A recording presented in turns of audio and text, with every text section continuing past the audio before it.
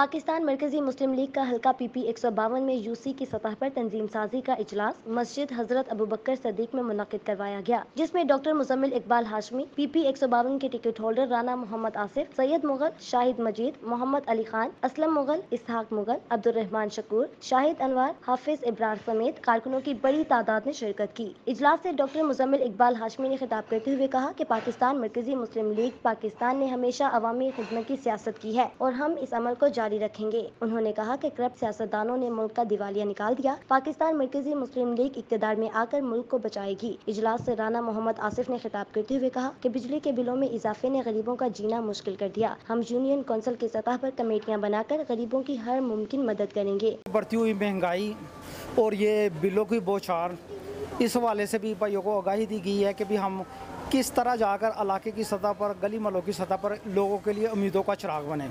और ऐसे ही अल्हम्दुलिल्लाह पूरे पाकिस्तान में पाकिस्तान मरकज़ी मुस्लिम लीग की तरफ से इन इजलास का इंतज़ाम किया जा रहा है। हम हुक्मरानों से मुतालबा करते हैं कि बिजली के बिलों में बजट टैक्सों को वापस लेकर आवाम को रिलीफ दिया जाए।